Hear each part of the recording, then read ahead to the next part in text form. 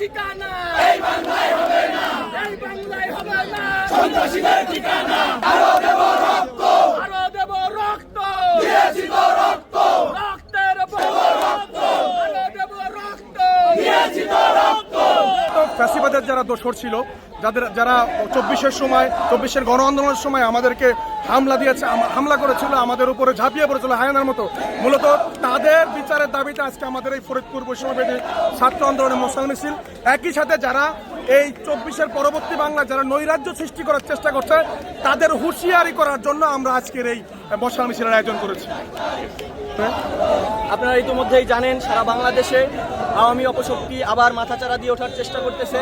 কিন্তু যারা 24-এর আন্দোলনে গণহত্যার সাথে সরাসরি সম্পৃক্ত ছিল, যেই দলের নেতৃত্বে বাংলাদেশে গুরুত্বপূর্ণ যে শিক্ষা প্রতিষ্ঠানগুলো আছে, ঢাকা বিশ্ববিদ্যালয়, জাহাঙ্গীরনগর বিশ্ববিদ্যালয় সহ দেশের বিভিন্ন বিশ্ববিদ্যালয়ে যেভাবে ছাত্রলীগ, বাংলাদেশ আওয়ামী লীগের সভাপতি, সাধারণ সম্পাদকের নির্দেশনায় যেভাবে হামলা চালিয়েছে এবং গণহত্যা চালিয়েছে, তাতে আমরা মনে করি যে এই বাংলাদেশ আওয়ামী লীগ, বাংলাদেশ ছাত্রলীগ, যুবলীগ সহ যারাই আছেন তারাই গণহত্যাকারী এবং সন্ত্রাসী হিসেবে আমরা তাদেরকে চিহ্নিত করেছি।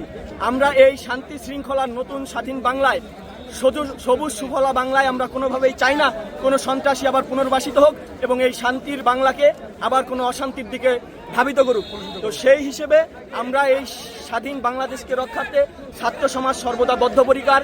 সেই জায়গা থেকে ছাত্র সমাজের যে বাংলাদেশের চলমান সংস্কার, সেই সংস্কারের পাশাপাশি যাতে বাংলাদেশ আগামীতে কোনো হুমকির সম্মুখীন না হয়, তার ধারাবাহিকতায় আমরা প্রোগ্রাম রাখছি প্রতিনিয়ত।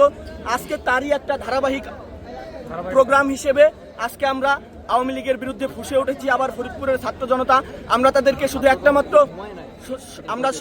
একটা মাত্র বার্তা দিতে চাই যে আপনারা যদি আবার কোনোভাবে এই বাংলাদেশকে, স্বাধীন বাংলাদেশকে আবার যদি একটা অরাজকতার দিকে ধাবিত করার চেষ্টা করেন, তাহলে বাংলাদেশের ছাত্র জনতা কোনোভাবেই সেটা মেনে নেবে না।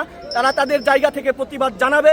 যদি সেই প্রতিবাদের জায়গা থেকে আমরা আইনগতভাবে তাদের বিচারের দাবি জানাবো। কিন্তু যদি বাংলাদেশের প্রশাসন সেইখানে কোনো প্রকারভাবে আমরা মনে করি যে তারা এই সন্ত্রাসীদের বিচার কার্যক্রম পরিচালনায় ব্যর্থ, তাহলে কিন্তু আমরা আইন নিজের হাতে তুলে নিতে বাধ্য হব এবং এর জন্য কিন্তু ছাত্র সমাজকে জবাবদিহিতার আওতায় আনা যাবে না। আমরা দেখেছি 24-এর গণ অভ্যুত্থানের সময় কিভাবে আমাদের ভাইদের হত্যা করেছে, তারপরেও কিন্তু আমরা অস্ত্র হাতে তুলে নেই। আমাদের হাতে ছিল বাঁশ, লাঠি, শুধুমাত্র তাদেরকে প্রতিরোধ করার জন্য।